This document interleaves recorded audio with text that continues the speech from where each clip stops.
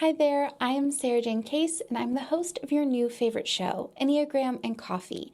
This podcast is dedicated to discussing the beautiful and hard parts of being human. We discuss the Enneagram, a personality map that is taking over the world, for increased self-compassion, personal growth, and healthier relationships. Listen to Enneagram and Coffee on the iHeart app or wherever you get your podcasts. Alone in the woods, Feyre hunts to feed her starving family, a father and two older sisters who leave the burden of their survival on her shoulders. Only after selling its pelt does Feyre discover she has killed a fairy disguised as a wolf. Doomed to live in Prythian, Feyre lands across the wall from her human home. Feyre must satisfy the ancient treaty and resign herself to a lifetime away from her family and the world she knows. In the opening chapters of Sarah J. Maas's beloved series, we ask ourselves, is Feyre a character we want to follow into the unknown?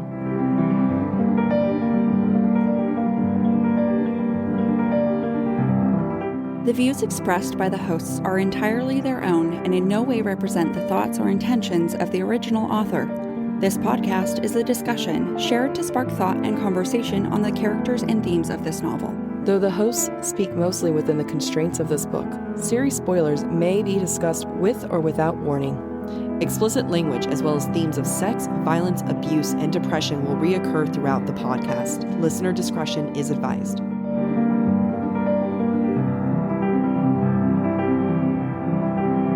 Welcome to Book Talk for Book Talk, a podcast where we deep dive into the writing of your favorite novels. This season, we are exploring Sarah J. Maas's most controversial novel in the Court of Thorns and Roses series. This is Jack. And I'm Amy. This week we're discussing chapters 1 through 5 in A Court of Thorns and Roses. All right, Amy, tell the listeners a little bit about who you are. Hi folks, my name is Amy. I have an undergraduate degree in creative writing and a master's in education. I have been writing and reading critically since high school, and I am actively working on a fantasy novel titled Light of the Forebearers. How about you, Jacqueline? I am Jacqueline, but I go by Jack. Amy and I went to college together, and we both majored in creative writing. Later on, I went and did my master's in comparative literature, and I, too, am a writer, but I do not have any kind of title to give you, but we aspire. And basically, there's a million ways you can analyze literature. Please don't think that we're giving you the right or official way. We have to put a disclaimer out there. This isn't a read along. We're diving into A Court of Thorns and Roses. Spoilers, spoilers, spoilers. With spoilers, and assuming that you've read this entire book. So that means we will be recapping things chronologically for the most part, but you can't do a deep dive without referencing things from the back. Oh yeah, we're gonna be jumping ahead and back and forth. Like Jack said, we are gonna be as chronological as possible, but there is gonna be some references that throw it forward, throw it back. That being said, we're not necessarily diving into any book beyond this. We may hint at certain things in future books, but you do not have to be well versed in the universe. Correct. We did try to honor this book as a standalone. And honor it, we did. At the top, we'll let you know that when we say that we're diving into this in a literary analysis, what we're really going to be looking at are themes and literary lenses. So a theme is a central topic, subject, or message within a narrative. And a critical lens, essentially, is we're looking at particular works of literature and focusing on different style choices, plot devices, character interactions. And there's different ways of doing this. I'm going to be looking at this through a feminist lens, which means I'm kind of looking at the push and pull of gender. And Amy's going to be looking at this through a Marxist lens, which looks into the power dynamics. Boom. Power dynamics. That's all this book is power dynamics. Yeah, that's right. So what was your first time reading or listening to this book, and what were your initial thoughts? So the first time I read this book was right after reading the most sophisticated fantasy novel I've ever read with the best storytelling ever. What book was that? That was The Name of the Wind by Patrick Roth something. I don't remember his last name. Sorry. Bad. Me. We're not doing this season on him. It's fine. Yeah, it's not about him. So when I read the first chapter, I was like, no, this is too simple. This is not sophisticated enough for me. So I put it down. And maybe 6 months later, you convinced me to listen to it as an audiobook. And I did, because I had to start commuting to work again, I think is what it was. And you couldn't stop. And I couldn't stop. It's funny because I got onto the ACOTAR, that stands for A Court of Thorns and Roses, pretty early on.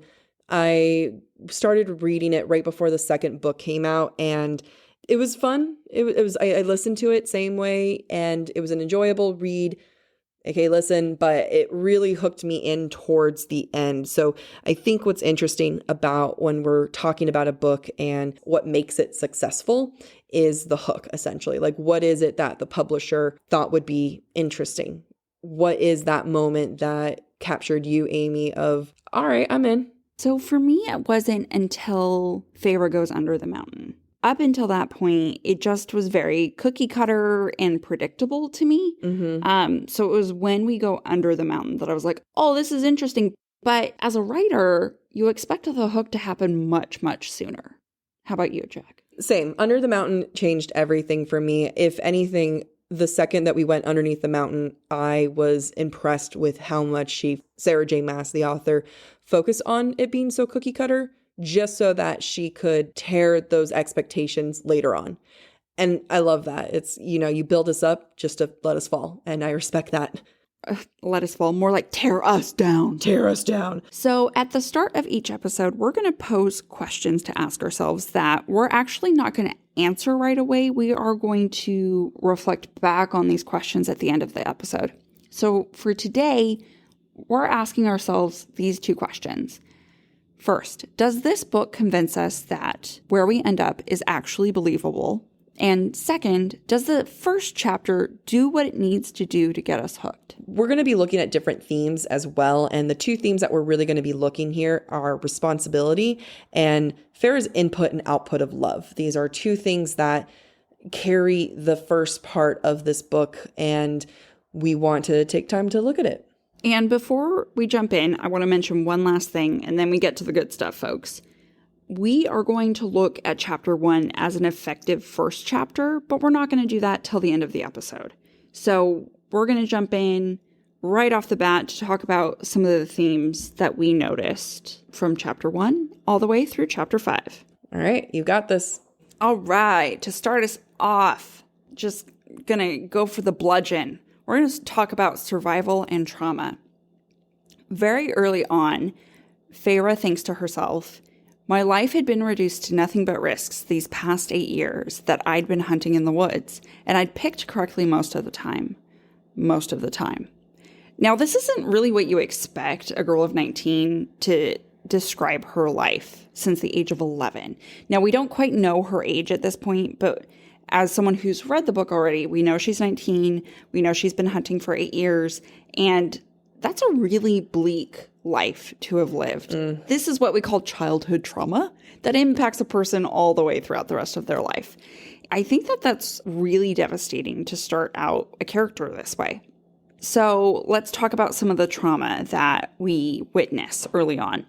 We see Feyre as acknowledging this other self that she has, but having to constantly deny that self or those desires that she has. And this is a huge theme we explore throughout the book and throughout this season, but very early on we see it in chapter 1 when she thinks about painting, being well-fed, and marrying off her sisters. Within the first few pages of the book, Feyre thinks, once it had been second nature to savor the contrast of new grass against dark, tilled soil. Once I dreamed and breathed in color and light and shape. It's I know we're going to discuss the summary of chapter 1 at the end, but holy moly, when you really read that first chapter, the descriptions are pretty powerful. But I don't think people give it enough credit. And I know I certainly didn't. Me too. I'm saying that as scoffing. Yeah, Amy. No, I didn't give it credit either. But I mean, considering just how much information that you're already unpacking, and that's up till page 3. Right.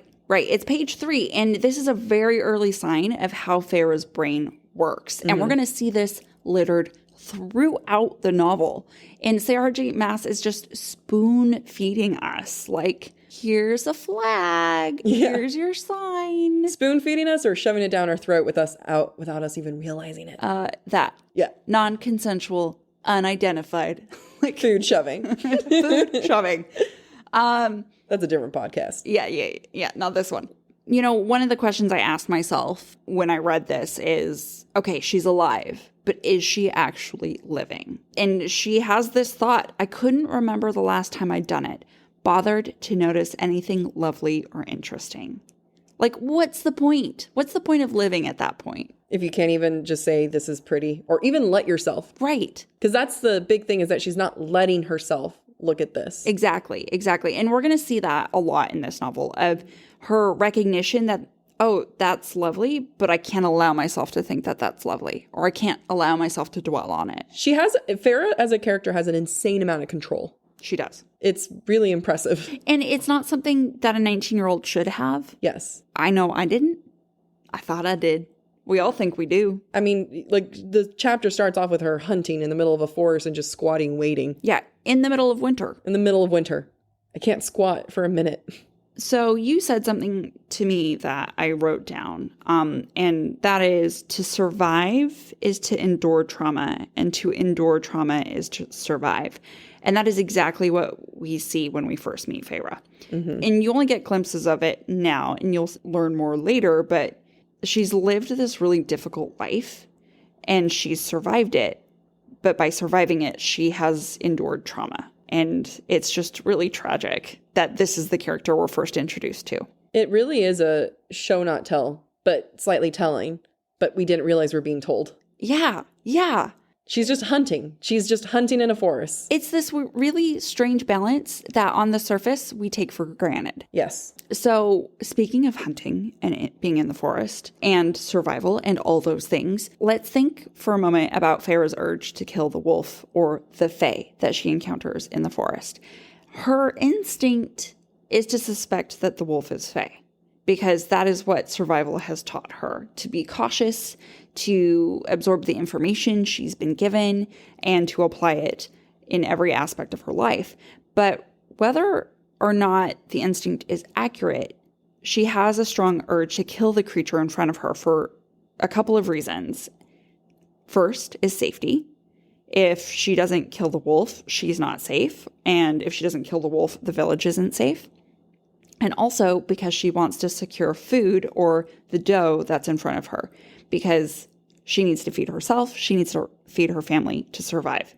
And both of these things are about survival. We learn later in the book that this instinct is not natural to her at all, and that she actually hates killing. And though we see the consequences of this later, because killing in this moment is a pure act of survival with no additional thought attached to it. Except the caveat is, if it is a fae and not just a wolf, there is hate. There is hate there, and that's important. Yeah. But we don't know it's important. It's incredible that the first introduction that we have with Feyre as a character is a hateful individual who isn't afraid to kill.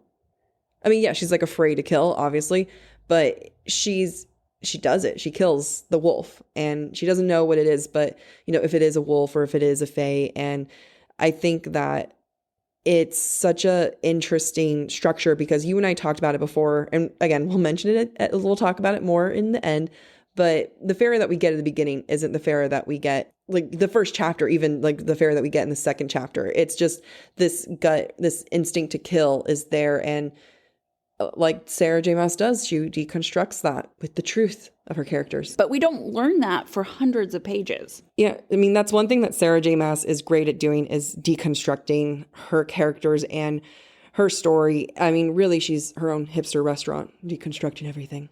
But what she does best, I think, in the initial chapters is she deconstructs the feminine. And we're introduced to Feyre. She is a young woman, and right off the bat, she is everything that as a reader we're not used to. There's going to be a lot of I don't want to say a lot of upset people, but you know, when looking through the feminist lens, I'm looking at it through the tropes of gender and what is it to be male, what is it to be female. This does not represent my own beliefs on what defines male and female and gender fluidity and everything, but just kind of the lens that I'm using here. And Feyre immediately, she is hunting for her older sisters and for her father. She has taken on the hunter and gatherer approach. When you say hunter and gatherer, hunter was the male, gatherer was the female. And yet she is doing both. She is kicking ass in both regards. And what's crazy is that like Sarah J. Maas makes her distinctly not female in the stereotype. And it's not that Feyre rejects the feminine. It's that Feyre can't embrace the feminine. This is a result of her survival. So when we're looking at this through a feminist lens, that means we have to really take the approach of the person that we're getting here right now and what she is and how she's behaving is a result of her life rather than her desire. We do see her desire as the book progresses and what she defines as her own balance of the feminine and masculine. Initially, we can see that in Feyre's mind, embracing the feminine is what she defines as what it means to be thriving, or at least not having to survive as intensely. And we can see that when she introduces her sisters. And I'll get into that in a second. But what I also really love is that Sarah J. Maas, like on page 3, Amy, on page 3, she immediately gets into Feyre is not afraid to get down and dirty with Isaac Hale in the barn. So Isaac is someone that she's sleeping with, but immediately she is in Feyre, equates sex to hunger. And she's not afraid to have casual sex. She talks about it being a hungry, passionate, not even a passionate thing, just like an itch you got to scratch, really. Yeah, which is a very male thing. It is. She's out there hunting. She's out there fucking. Just another day in the office, man. Just another day in the office. So when we talk about her being the provider, and rather than this being what she wants and rather a product of her survival, she even says, sometimes I would even envision a day when my sisters were married and it was only me and my father with enough food to go around, enough money to buy some paint. It's so important that this is a want that she has over and over. Like she really loves rehearsing this want in her head because this is the only thing she's ever known to want. Or, I mean, does she even know what wanting is? Like, this is the peak of her desire. Yeah, and it's a very simple desire. I think you bring up a good point that it only goes so far as everybody get away from me. I want to make sure I have food and I want to paint.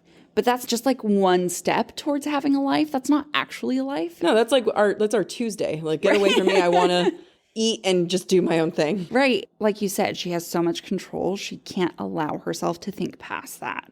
I mean, ultimately, what it's showing here is that the dream is security, and that it's really important that we see that we're seeing this, that her goal is security. She is secure in food. She wants to be secure in lovemaking and just simple pleasures, because that is what represents security. Once we're introduced to her sisters, Nesta and Elaine, please remember those names. I mean, you already know those names. We've all listened to the book.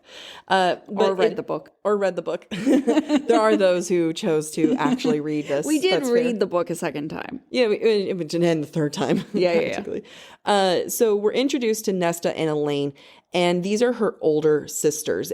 Nesta and Elaine are people who choose to remain in that soft, pretty, feminine, not quite working hard light. And again, I'm sure there's people that are like, that's not a feminine thing. Her father is also choosing not to work. Yes, he's choosing not to work, but it's highlighting in a way that he's choosing not to be a provider while the sisters are choosing not to work. And their highlight is that Elaine, her desire is to look lovely while Nesta doesn't want to get her nails dirty. So, we're just interpreting the text here. Despite all this, despite the fact that Feyre is the youngest of her sisters, despite the fact that Feyre is a woman, she is the one who is in control or has a large say in their life. I mean, even early on in chapter 2, Nesta's talking about getting married to someone, and Feyre is not having it because that guy is a bad guy. And she says, the day you want to marry someone worthy, I'll march up to his house and hand you over, but you're not going to marry him. And I just love that Nesta's response is to slut shame her, because it just speaks volumes when we look at the different dynamics between her and Nesta. Yeah, and it's ironic given Nesta's future. Yeah. Spoiler. Spoiler. But yes. Spoiler, Nesta's freaky. Nesta is, if you haven't read A Court of Silver Flames, By the way, my favorite. just read it alone. Nesta is my spirit animal. I just want you all to know. Court of Silver Flame spirit animal, not this Nesta. Yeah, fair. The relationship between them is going to be examined by both of us for a variety of reasons. So I look at it and I say, wow, Nesta's really not giving her any kind of the maternal vibe here. And if anything, everything that Feyre sees in Nesta is about herself. And they, whenever Nesta speaks, it's to hurt Feyre in a way that she knows is going to hurt Feyre. And later on, when Feyre is recounting was recounting her own like negative thoughts, it's going to be Nesta in her voice that she hears.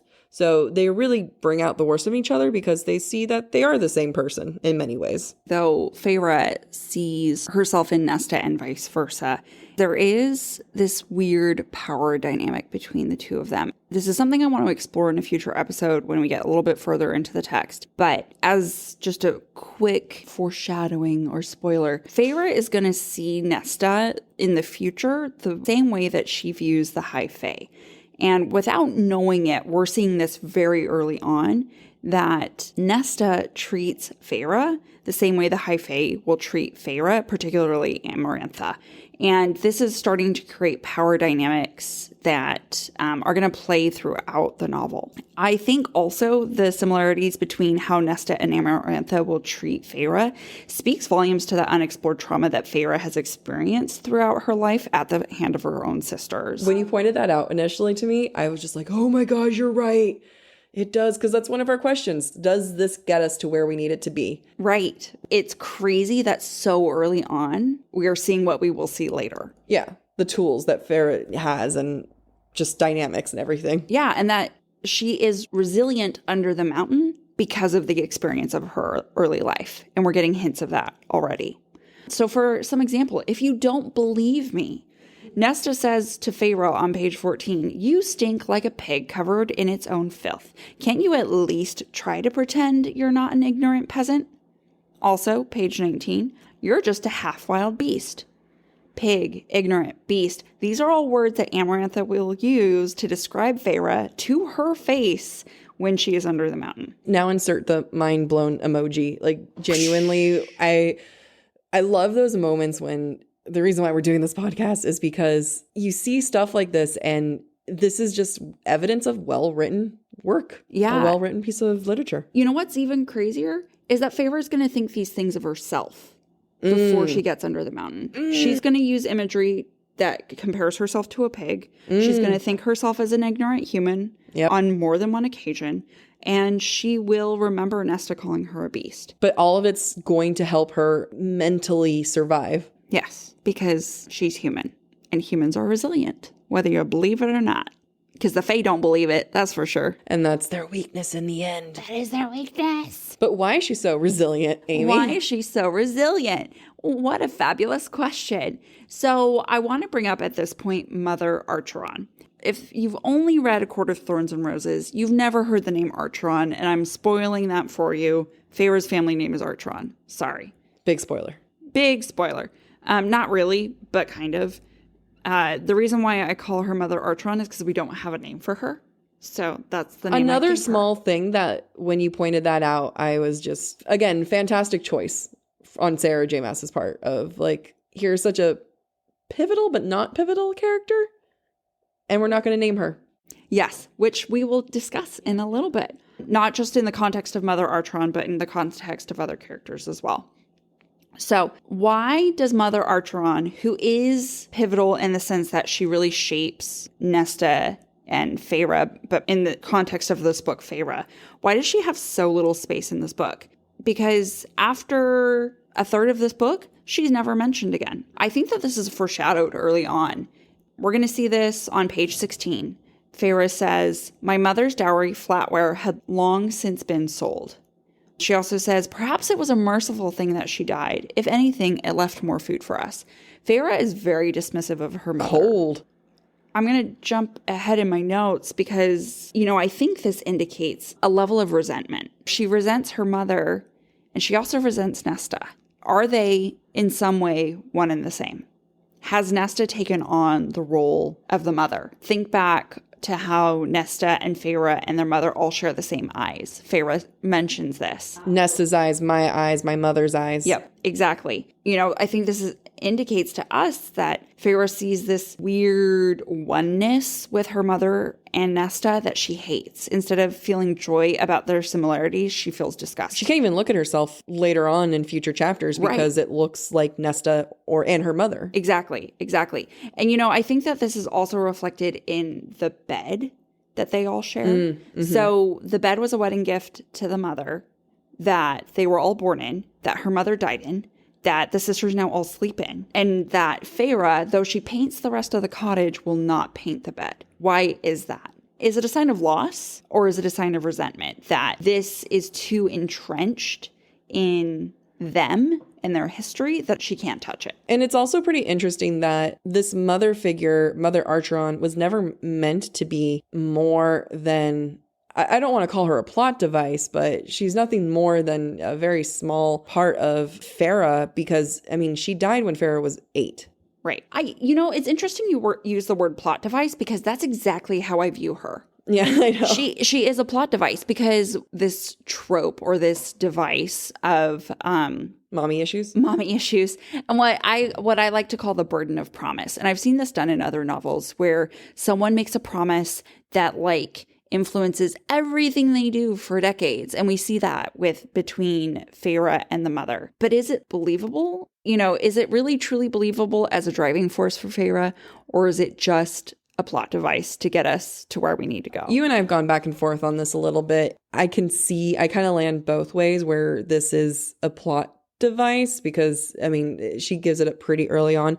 But I think what I said to you when we talked about it was that because Nesta is such a direct, stand-in for her mother, it's not completely, she's not completely gone because Nesta is her mother in many ways. So, but that's that's the beauty of literature, people, is up to interpretation. Right. The other conversation we had about this promise, and if you've read the book, which you all have, we know that this promise is resolved really quickly, which makes it feel even more plot devicey, even more convenient and, for lack of a better word, stupid. But when I was thinking more about this and about Mother Archeron, because the promise is resolved early on in the book, does Feyre's bond with her mother dissipate like the flatware and all these other things that she writes off? Or is there a reason for the minimal appearance? So this is where I feel like maybe she's more than a plot device. Mother Archeron really is, but doesn't mean it's bad just because you have a plot device. Mother Archeron is introduced in a very negative light. I think that's not a secret here. On page 16, Feyre says about her mother, "My mother, imperious and cold with her children, joyous and dazzling among the peerage who frequented our former estate, doting on my father, the only person whom she truly loved and respected." So this is Feyre's only interpretation of love. This is the only thing that she sees as how love should look like. And what she's seeing here is that love should be obsessive and it should be monopolized. Let's just have that, hold it, taste it, think it, feel it. That feeling is what we felt too when we realized it. That speaks volumes to later. There's a Coldplay song. It's called Shiver. And I wish I could sing it to you right now. We'll insert it here. Okay. This is how she understands love. And when you look at her relationship with her family, her father and her sisters, how they express their love, they don't. And, it really is monopolized. Look at it this way. Nesta monopolizes Elaine, right? Because she is protective of Elaine. That's how she expresses her love, is that Nesta abandons everyone else and looks only at Elaine. The father dotes on Elaine and Elaine dotes on their father. We don't see how Elaine dotes on Nesta. It's not like a two-way street of protection there. It really is Nesta takes care of Elaine. Elaine likes to take care of the father. The father, when he's sometimes conscious, will dote on Elaine. Nothing left for Feyre. She has no place here. She doesn't have a place here. But what she is seeing is love should be surrounded by one individual and there is nothing else behind it. Warning, this will come up later. And then finally, at this point in the story, we realize that for Feyre, survival only means trauma, and that her father points out that survival can also mean hope. It's beautiful, but I understand why Feyre can't get on board with that. She's never known hope. Because the hope would be to set herself up for failure or disappointment. The only thing that she can understand is that her sisters hoped for food, and Feyre had to just do it. Right. Because hope wouldn't get them food otherwise. Fall has officially started here in Los Angeles, and that means we finally get to do fall activities. I have been counting down the days for when I can go to pumpkin patches, maybe even hit up an apple orchard, and I get to do all of it looking super cute in my Quince boyfriend sweater. This weather is perfect for my dark academia vibes, and I'm so excited to bust out my washable silk blouse because I'm going to be taking pictures. Quince is known for their Mongolian cashmere sweaters from $50. And that's not all. Quince has so many other amazing things on their website. All of those items are priced 50 to 80% less than similar brands. That includes leather jackets, cotton cardigans, soft denim. Like, my entire fall wardrobe is genuinely turning into Quince wardrobe. By partnering directly with top factories and cutting out the cost of the middleman, we get savings as the customer. One of my favorite parts about Quince is the fact that they only work with factories that use safe, ethical, and responsible manufacturing practices. And they still manage to get premium fabrics and finishes for that, luxury feeling for every item that they have. Get cozy in Quince's high-quality wardrobe essentials. Go to quince.com/booktalk for free shipping on your order and 365-day returns. That's Quince, QUINCE.com/booktalk, BOOKTALK, to get free shipping and 365-day returns. That's quince.com/booktalk.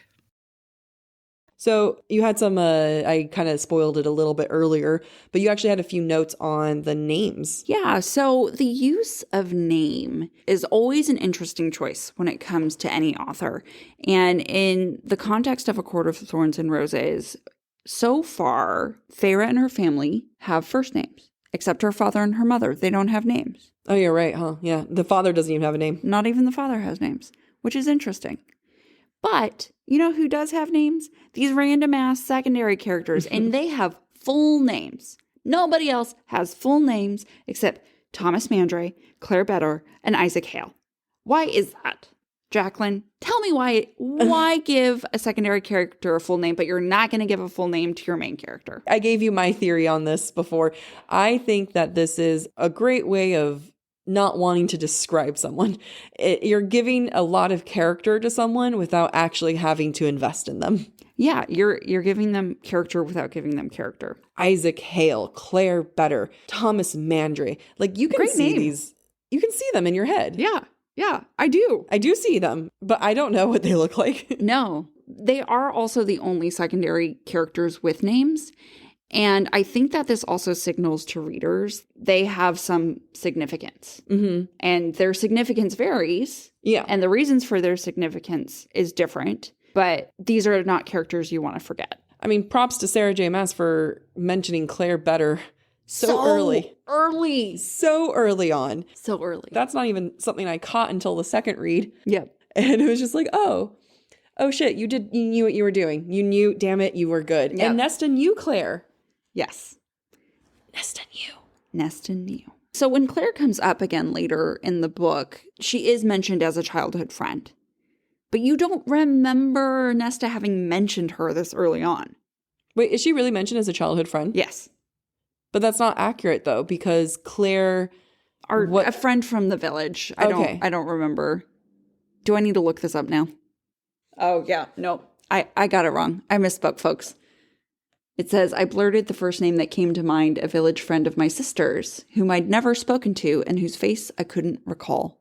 Just like the reader, because it's never been described. It's never... No, not at all described. The only description we get is of her corpse later. This is true. Poor Claire. For those of us who want to know where I read that, that was chapter 26, page 241. Thank you, Amy. So it's interesting because like when you go into the themes of names, you also have someone like the mercenary Who doesn't has even no name. have a name. And who comes up more than once in this novel. But the mercenary has no name. Why is that? I just made this connection as we were talking. I think the mercenary and the mother don't have a name for the same reason.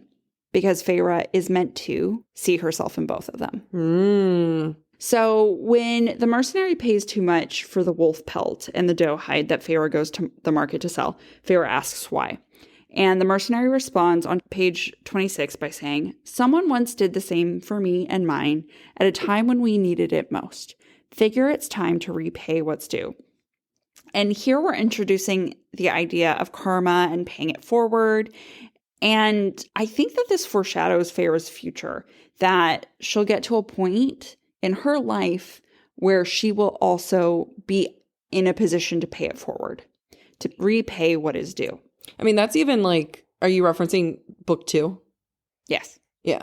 Well, just like most of the books. As Feyre gets more freedom in general, she is pretty charitable. Yes, she is. Very charitable. Now, again, I think the mercenary is signaling to us that she and Feyre have a lot in common. Page 28, she says to Feyre, "A word of advice from one hunter to another." In Feyre's mind, this mercenary is way more capable than Feyre is, but the mercenary is speaking to her like she's an equal. This signals to me the mercenary sees herself in Feyre, and though Feyre doesn't become a mercenary, she does cause death. She does see gratitude from others for causing that death. Feyre's always selling herself short, which I'll talk about a little bit later, but In a little bit. as you're saying that, I'm like, oh crap, this is another example of a thing I'm going to talk about. But yes, like Feyre doesn't see herself in the mercenary. Right. When she ends up being like almost probably far more capable than her. Way more capable than you would ever suspect a mercenary of being. Let's take a step away from the mercenary. Let's move on. They are now going home. After selling the wolf pelt and after the warnings the mercenary has given Feyre about the dangers of fairies and that they're starting to appear in human lands, we have the long-awaited entrance of Tamlin. Dun dun dun. Dun dun dun, dun dun dun. I don't know which way. What do you think I about want his the volume name? to go. Pardon? Do you think he has a stupid name? Tamlin? Yeah. I don't, because I used to have a student worker named Tamlin, but she was a she, and I really liked her. So I don't feel think like it's a stupid I name. would butcher, like if I was Feyre, I'd somehow Californianize it. Tamlan. Hey, Tamlan. Tamlan. Hey, Tamlan. I wonder why his nickname isn't Tammy. Why hasn't Rhysand called him Tammy yet? Because he's a dick. Yeah, that's fair. That's fair. Before we move on to Tamlin, I want to talk about a reoccurring image that we see upon Tamlin's entrance that has been alluded to in an earlier part of the book, which is the smashed doorway. In chapter 2, when Feyre recalls the moment the creditors came to beat her father, she remembers that the creditor and his thugs had burst into the cottage. Now, when Tamlin enters, we read, "There was a roar that half deafened me, and my sisters screamed as snow burst into the room and an enormous growling shape appeared in the doorway." The door is later also described as shattered. We see a shattered door in her past, we see a shattered door in her present, and we're going to see a shattered door again in her future. At this point in time, these intrusions, specifically the destruction of doors, signals the end of life as Feyre knows it, or the closing of a chapter, which I think is really fantastic. And I didn't notice this until much later in the book. I know we said we wouldn't talk too much about future books, but the fact that, like in book 2, Tamlin quite literally shuts the door on her is kind of fantastic.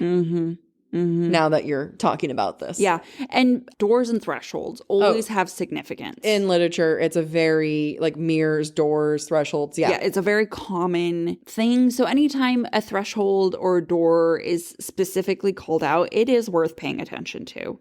And I think that it does have significance here that when the creditors came and disabled her father was the end of their comfort in life and her beginning to be a hunter. Here, it's the end of her life with her family and her moving on to Prythian with Tamlin, which I think is chef's kiss.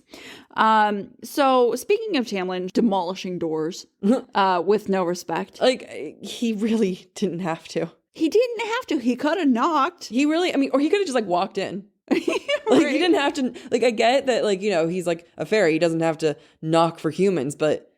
Don't shatter the door. It was the poor door. He calls it a hovel. Like, respect the hovel. Like, just imagine, like, someone's, like, bunch of sticks or, like, a sandcastle. And it's like, I go and kick it through the sandcastle. Be like, I got to ask you a question.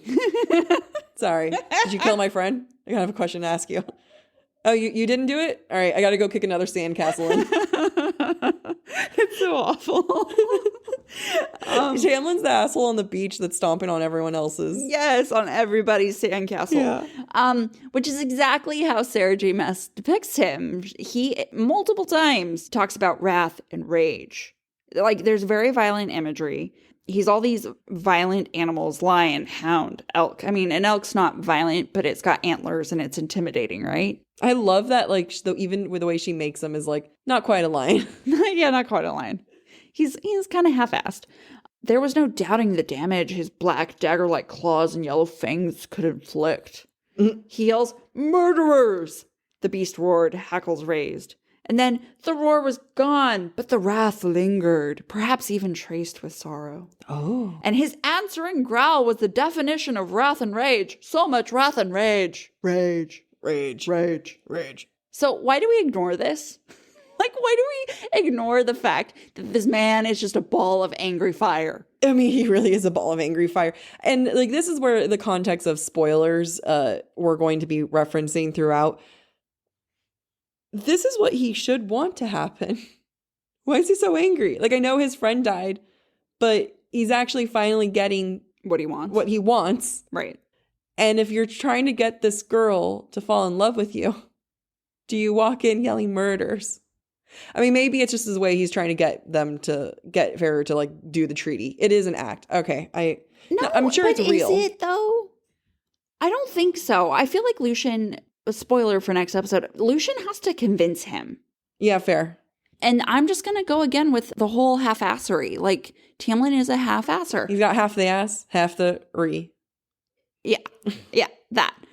You know, he's waited so long to send his sentinels back out. And then he's pissed off that one of them dies. He doesn't even really want to engage Feyre, which you're going to talk about in a little bit. And he just doesn't know what the fuck he wants. Yeah, one of my favorite parts is that Feyre comes in. Like, he storms in, right? Feyre, like, steps in front of her family to protect them. She throws a freaking knife at him. She's, like, using her body. She's, like, strategizing. And then he's surprised that she's the one who killed the friend. Right. Despite, like, everyone else is, like, in the corner crying. And he's like, you? Not your disabled father? And not your sisters that, like, can't even look at me? Like, I can't believe this. Tamlin. And also, okay, I kind of want to, like, stop, like, pause the conversation a little bit here because, you know, this is book talk for book talk. So, you know, on book talk, on TikTok, everyone loves hating on Tamlin. Mm-hmm. Everyone knows Tamlin sucks. However, I was there towards the beginning of this. And I remember when the second book came out and there were a lot of people who were pissed off because they felt like Sarah did Tamlin dirty. And I think that enough years and enough books have passed that people have magically forgotten that time. Mm-hmm. But I was there. It was rare. I remember it all too well. So when we talk about, like, all these warning signs, yes, it's something that as a community, we all know Tamlin sucks, but please try to remember the first time that you read this book and Tamlin was set up as the romance interest, as a prince of sorts, as someone to come in and save her. So putting aside what we all know, just keeping in mind, there were a lot of warning signs and we all kind of like Tamlin to begin with. Oh, yeah, for sure. And that's why I asked the question. We ignore this. Yes. Like, he is justified in his wrath and rage. We explain this away as we progress throughout the book. And I thought he was shady by the end of the book. But in the middle of the book, I was like, yeah, they're going to fall in love. It makes sense. Yeah.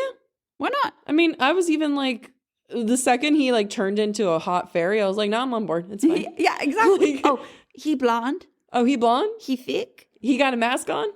Oh, I'm in. yeah. I'm into it. I just love how much. I just love past us. So young, so naive. But so many red flags here. What's interesting though is Feyre's response to Tamlin, right? Like, he comes in, he's yelling murder. She tries to throw things at him. But before all that, she says, had I been alone in the woods, I might have let myself be swallowed by fear, might have fallen to my knees and wept for clean, quick death, but I don't have room for terror. And this is where we talked at first, like the theme of responsibility. And this isn't just a theme that we'll see in this first couple chapters. This is really the theme of the book. It's fascinating because Feyre always describes her terror as, I would die right here and now.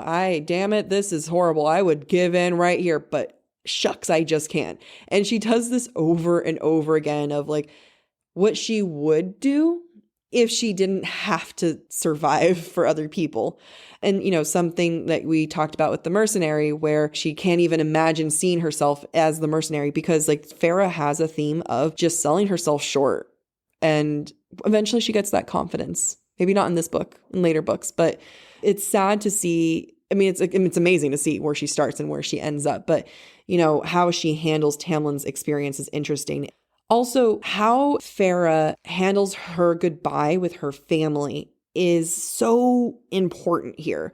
How Feyre handles a goodbye later will be a hot topic for us, but we have to look at how Feyre handles a goodbye with the only people she genuinely loves, and that's her family. And how does her family handle their goodbye with her? I can tell you right now, there was not a single I love you. If anything, her father said, go, don't come back. If you get free, just go. And I know that's like done with love. He's trying to tell her, go, like, we're holding you back. You can actually probably go thrive. Please go.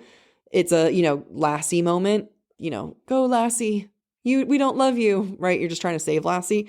But that's not how Feyre would interpret that. I mean, even if she understood it clearly, here's a moment you're saying goodbye to your family from what you understand as forever. Not a single person said I love you to her.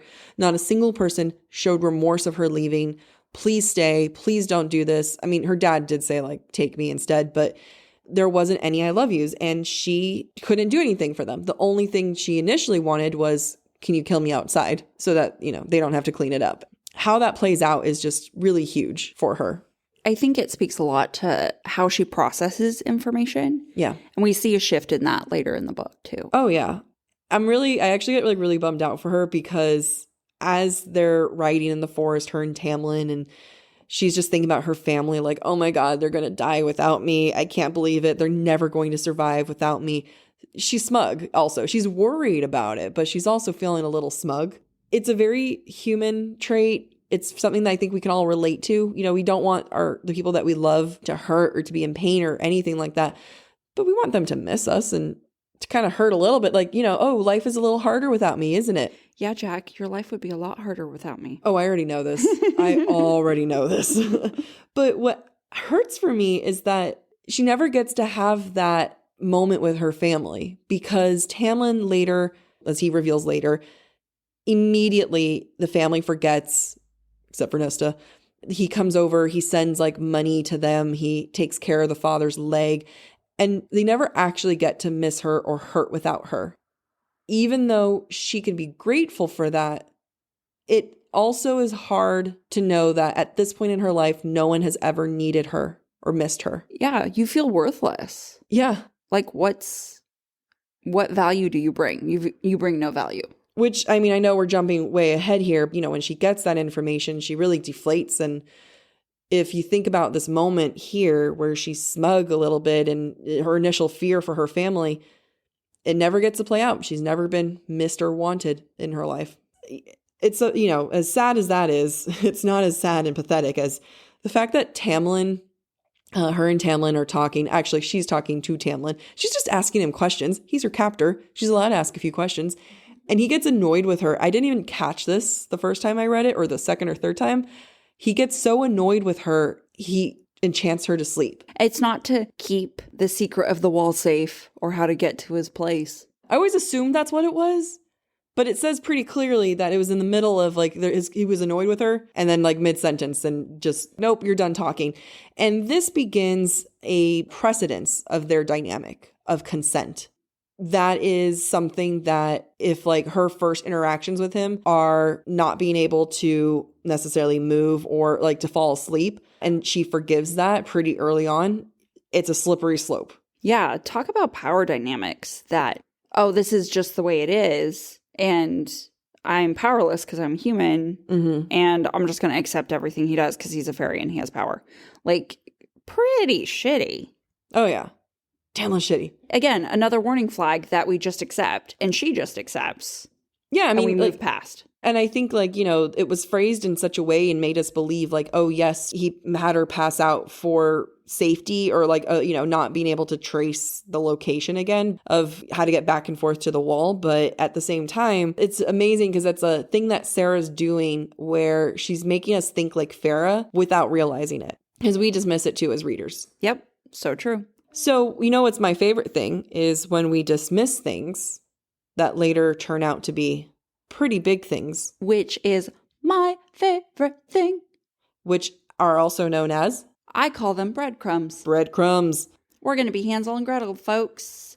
So let me... What's the real name for it again? What, breadcrumbs and... It's like foreshadowing. Foreshadowing, yeah. Irony. It shows up a couple different ways. I like to call them breadcrumbs and lump them all together. Yep. To make... Not a loaf of bread. I'm going to make bread pudding. Let's make some bread pudding, folks. Yeah. All right. So I'm going to rattle off some things for you that you might have missed out on or not caught the first time you read the book. And I'm going to do this at the end of every episode. And let me serve you some bread pudding. The bread pudding section. Bread pudding. Okay. So we all know that the curse that has been inflicted on Tamlin because you've read the book. So it is alluded to very early on in chapter 3. The mercenary talks to Feyre and says, we don't know if the High Lord's leash on their beasts is slipping or if these are targeted attacks.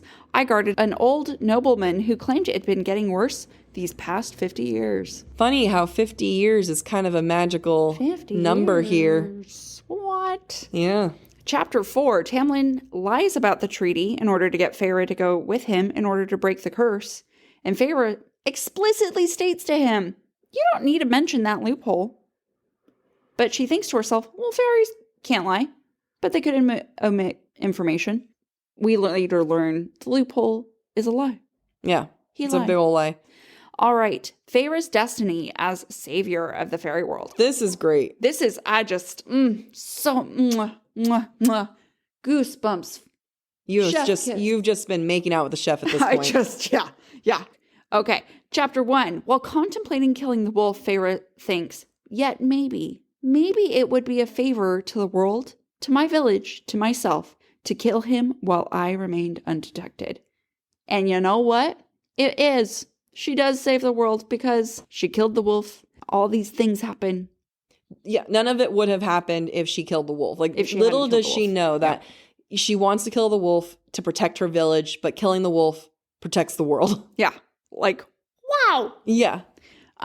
Chapter 4, Feyre faces Tamlin and thinks, better to die with my chin held high than groveling like a cowering worm. I straight up laughed when I read this again because, as we all know, in the first task at the end underneath the mountain, she is up against a literal worm. That's intentional, folks. If you don't think your writer's being intentional, it's intention. 90% of the time it's intentional. Yeah. Sometimes it's serendipitous. Chapter 4, Feyre's father's last words to Feyre. You go somewhere new and you make a name for yourself. And you know what? She does. We don't hear the name in this book, but what's the new name she's given in book 2? Later is known as Feyre Cursebreaker. Cursebreaker. That is a bum-ass name. It really is. I mean, the fact that he calls her and tells her, go, my child, be someone new. It's shivers. Yeah. Shivers when you reread it and you understand where things are going and you're willing to take a critical eye. Yep, agreed. Let's talk about illiteracy. Illiteracy is a huge thing, and I did not realize how early it came up. The first page or two of chapter 2, she says, I'd been too young to learn more than the basics of manners and reading and writing when our family had fallen into misfortune. Oh, thank God that doesn't come up as a life-saving issue later on in the book, except it does. It does. Let's talk about some irony. Feyre ends up with a Fey High Lord. In chapter 3, the children of the Blessed tell Feyre, "A friend of my cousin went to the border as our offering to Prythian, and she has not been sent back. Now she dwells in riches and comfort as a 5-phase bride, and so might you." I love that so much. And so might you, Feyre. And she's like, she is "No." everyone's high. She is every high phase bride. Yeah. Also in chapter 3, a woman calls the children of the Blessed fairy-loving whores, and Feyre couldn't disagree. Don't slut shame. Here's the moral of this book. Don't you slut shame, you end up becoming that. Yeah, it's true. It's true. You know what? Power to Sarah J. Maas for that one. Yeah, I love it. Then one last thing, and you know this if you've read the entire series, we have the recurring image of the dresser and the affinities of each sister in chapter 2. The violets and roses were painted for Elaine, the crackling flames for Nesta, and the night sky for Feyre. Stars and night sky. We're going to see a lot of stars and night sky this book. It is, just keep that in mind. Every time we point it out, it will be important. It will be important. So that was breadcrumbs, folks. Now, as I promised, I did want to talk briefly about the first chapter as a first chapter. This is really important because the first chapter makes or break a book. Yeah, it makes or break the book, and it convinces the publisher you're submitting your book to whether or not they should keep reading and publish your book. Yeah. First lines in first chapters, like the firsts are always super important. So why did I fall asleep on it the first time I read it? Why does everyone fall asleep on it the first time they read it? It's a pretty consistent theme on TikTok that people say that the first book is kind of boring. It's not that great. Nothing compared to the other ones. And, we really do snooze on this. Yeah. And I'm going to argue that the first chapter is a really, really tight piece of writing. And what do I mean by that? I mean tight by tightly woven, very, very intentional. Every word, every detail is there for a reason. So let's start off with a couple of the recurring images. We see twice in the first chapter the recurring image of a doe stripping bark off of trees. The first time, Feyre imagines it. The second time, she actually sees it. And this is given in the context of hunting. We see this later in the book, and when I point it out to you, it's going to give you shivers. I'm excited. Don't forget this, okay? Don't forget this image of a doe stripping bark off of a tree. Now let's go on to what the first chapter establishes. It establishes so many things in just a handful of pages. We have the foundational beliefs of the human society, their forgotten gods, their beliefs about fairies, all of which happen to be wrong, by the way. But because it's in the first chapter, you believe it. You believe it to be truth. We also see a lot of different power dynamics established very early on. We see the Archeron family poverty, and this is exemplified in Feyre's physical state, imagining what her sisters will think when she comes home empty-handed. And so we see their place in society. But because of also the beliefs about the Fae, we also see human power dynamics and Fae power dynamics and where humans fall. Yep. Which is super important. We also see Feyre's denial of her instincts and her desires, which we've discussed before. We also see her obligation to her family, which is what the entire chapter boils down to. She's only there because she feels responsibility to her family and to keep them alive. And that's going to be the driving force throughout the entire book, is this responsibility to keep her family alive, or responsible to keep the family she's chosen alive. And there's so much more I could say about it, but it's really fabulous when you go back and reread it. And this is why I think it's important to have literary analysis, because I have reread this book a couple times before doing this deep dive, and you can reread a book, but unless you're doing a in-depth literary analysis, you can miss out on a lot of things here. And if you don't know what you're looking for, you're really going to miss out on it. It's fascinating because even though we missed out on a lot of this information, we still absorbed it enough to go to the next chapter and then go to the next chapter, which makes this writing even better because we did not know what we were getting when we read it the first time. Jacqueline. Yes. We're at the end of the episode and we have some questions to answer. All right. Give him to me. I'm asking them. That's what I'm doing. I can ask them. You can answer them. Yeah, go ahead. Okay. I'd love to answer. I got you. Does this book convince us that where we end up is believable? Hell Yeah, it does. My first time reading this, I remember thinking, wow, I really enjoyed this book. But wow, she, a human goes to a Fey land and, goes up against this queen type fairy and has all these challenges. And okay, that's really convenient that she survives all these things. And of course, like, is it convenient? Yeah, it's a book, it's literature, like this is like a story we're trying to tell here. But is it believable? Hell yes, it is. Between her emotionally and mentally preparing, she is so physically prepared to survive. And this is her at, let's call it half speed, where she's starving and probably like not sleeping well or anything like that. And she's still capable of keeping a family of 4 alive. Yeah, it completely and utterly sets us up to believe it. What about you? Yeah, I agree. I mean, going back to the emotional and mental, like, she's endured a lot of trauma. At this point, she's barely surviving, but it's built a resiliency within her that is going to allow her to continue to survive when hard things come. And then that leads us to our final question. Does the first chapter, and I'll even say chapters, because, what we referenced here was chapters 1 through 5. And like, does it do what it needs to do to get you hooked? And to my answer is obviously, it's a best-selling book. We're making a podcast about it. It's a beloved series, but beyond that, I think it definitely does what it needs to do. It creates a world. It creates lore. It's created characters that you didn't even realize that you love and hate all at the same time. As I'm thinking about this question, it definitely did it better the second time than it did the first time. Oh, completely. I mean, the first time you read something, you can't read anything critically the first time. No, you're just there for the ride. You don't even know what ride you're on. You're a blank slate, mindless glazed donut. I don't know where I was going with that. You're a vacuum. You're a glazed donut waiting for sprinkles. Oh, okay.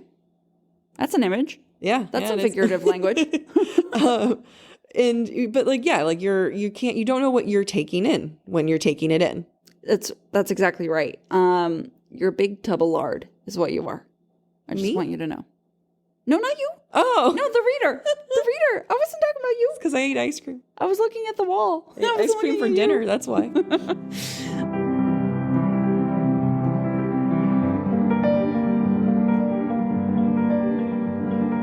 Thank you for listening to this week's episode of Book Talk for Book Talk. We encourage you to rate and subscribe to our show on your preferred podcast listening platform. Next week, we will be exploring chapters 6 through 10 of A Court of Thorns and Roses. We would love to hear your thoughts based on today's conversation. You can submit your comments to our form at booktalkforbooktalk.com for a chance to have your feedback discussed during a weekly mini episode.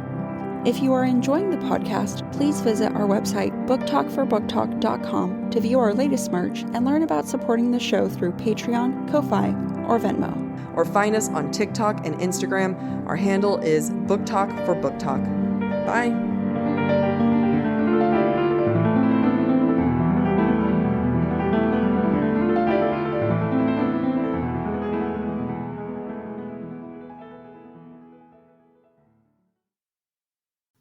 Fall has officially started here in Los Angeles, and that means we finally get to do fall activities. I have been counting down the days for when I can go to pumpkin patches, maybe even hit up an apple orchard, and I get to do all of it looking super cute in my Quince boyfriend sweater. This weather is perfect for my dark academia vibes, and I'm so excited to bust out my washable silk blouse because I'm going to be taking pictures. Quince is known for their Mongolian cashmere sweaters from $50.